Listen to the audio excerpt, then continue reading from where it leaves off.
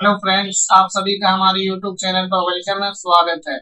दोस्तों, अगर आप भी अपने अपना जमीन बेच नहीं पाते हैं या आपके जमीन जो है जमाबंदी जो है आपके परदादा के नाम पर है, दादा के नाम पर है, जिसकी वजह से आपको अपनी जमीन बेचने में परेशानी होती है, या इसी तरह से कोई सरकारी सुविधा आती है, सरकार जो है जैसे जमीन जो फ्लड आने की वजह से बाढ़ में जहाँ जाता है बर्बाद हो जाता है, कुछ भी हो जाता है, तो आपको सरकारी लाभ नहीं मिलता है।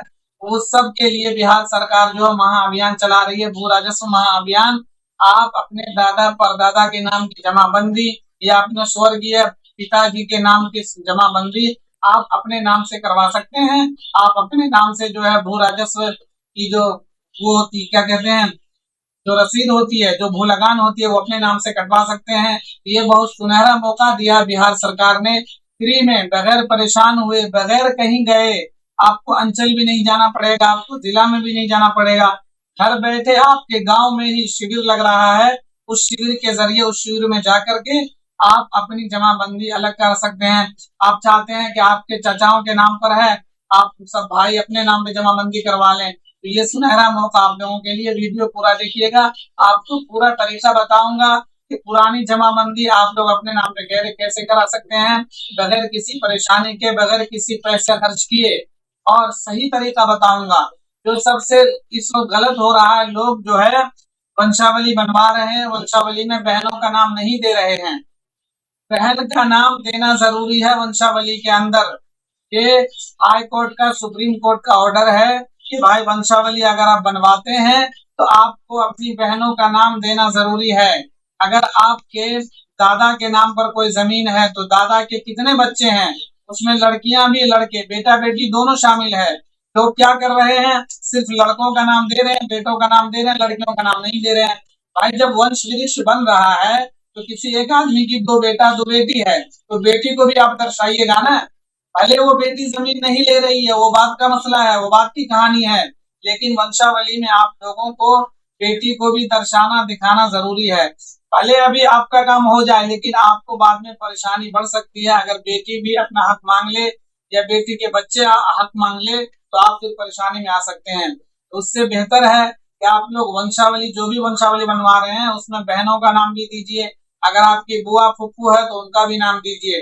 बगैर बहनों का नाम, बगैर बेटी का नाम दिए वंशावली कभी भी कंप्लीट नहीं होगा। ये जो हिंदुस्तान की, जो यहाँ का जो कानून है, जो लॉ है, उसके हिसाब से भाई किसी भी आदमी का लड़का और लड़की है तो दोनों का नाम दीजिएगा, तभी ना वंशावली कहलाएगा वो, वरना तो वो फेक और जाली वंशावली कहलाएगा। तो पहली बात तो आप ये जान लीजिए। अभी मैं आपको पूरा प्रोसेस बताता हूँ। वीडियो पहली बार चैनल पर विजिट किया तो चैनल को सब्सक्राइब कर लीजिए, इस वीडियो को लाइक और शेयर कर दीजिए। आपको पूरी जानकारी दे रहा हूँ कि आप जमाबंदी कैसे जुटाएंगे। देखिए, अभी 20 अगस्त से 20 सितंबर तक बिहार में भू राजस्व महाअभियान चल रहा है। इस अभियान के चलते कई सारे काम हो रहे हैं। इस अभियान में कई सारे काम हो रहे हैं, उस काम को आप पहले समझ लीजिए। पहला काम तो ये है, अगर आपकी जमाबंदी में कुछ त्रुटि है, कुछ गलती है, तो उसको दुरुस्त करवाया जा रहा है, उसको सही करवाया जा रहा है। किस तरह की गलती हो सकती है, जैसे भाई आपका जो एक खाता है, उस खाता में 10 खेसरा है, ठीक है ना। आप 10 जगह प्लॉट है एक खाता में, और आपको 10 का केवाला भी है, लेकिन जमाबंदी में 5 शो कर रहा है, 3 ही शो कर रहा है, तो वो गलत है ना। इसको जमाबंदी में दर्शाने के लिए आपको एक फॉर्म दिया होगा, आपका ग्राम जो है, ग्राम सेवक लोग जो वो आते हैं नहीं, तो ये जमीन का काम धाम देखते हैं ब्लॉक में, तो वो जो आते होंगे आपके गांव में, शिविर में आए होंगे, जिनको बोलते हैं भू राजस्व अधिकारी। भू राजस्व अधिकारी आपके गांव में आए होंगे, शिविर लगा होगा, वो आपको पर्चा दिया होगा आपके जमाबंदी का। उसमें जो भी गलती होगा, जो कर्मचारी आते हैं, जो भी गलती होगा, उस गलती को आप दुरुस्त कर सकते हैं। कैसे? फॉर्म भर के। पहले तो आपको, जैसे मान लीजिए एक खाता उसमें 10 खसरा है, लेकिन जमाबंदी में 5 ही शो कर रहा है, तो आपको पहले वो फॉर्म को भरना है, और फिर उस खाता के साथ साथ 10 खसरा डालना है। फिर उसके साथ अपने केवाला की फोटो कॉपी लगानी है, शिविर में जमा करना है। ऑनलाइन आपका जो है 10 खिसरा चढ़ जाएगा। केवाला में मेंशन होना चाहिए। आप जो 10 खिसरा, 10 खेत जो जोत रहे हैं, वो 10 खेत जो है आपके केवाला में मेंशन होना चाहिए, वो जमा चढ़ जाएगा। इसी तरह से कुछ नाम में गलती है कि आपका नाम कुछ और है केवाला में, और ऑनलाइन जमाबंदी में कुछ और दिख रहा है।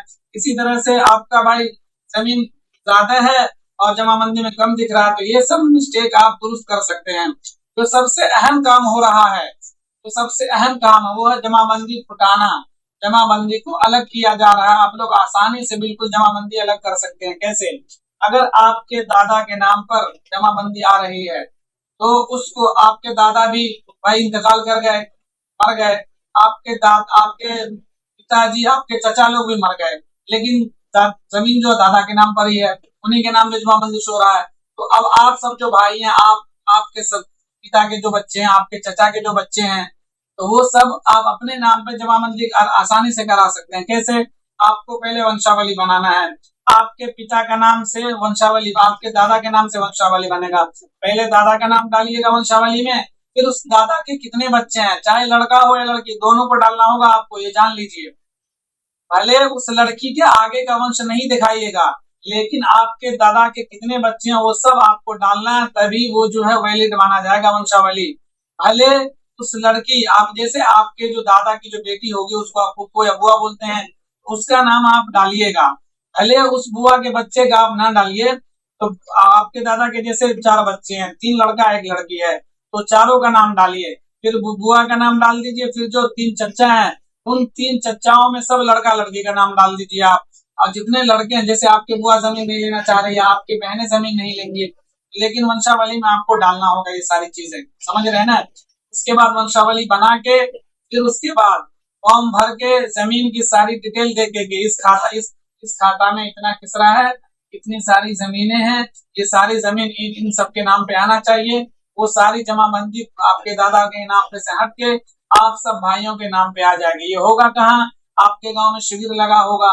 नहीं लगा होगा तो पता करिए, गांव के जो वार्ड सदस्य होते हैं उनसे पूछिए, भाई ये पूरे बिहार में राजस्व महाअभियान चल रहा, हमारे गांव में क्यों नहीं हो रहा है? तो वो बता देगा कि फला स्कूल पे फला दिन चले जाओ, या वहां जाके मिलो, वहां पे कर्मचारी साहब आते हैं, वो तुम्हें देंगे। उनसे आप फॉर्म मांग लीजिएगा।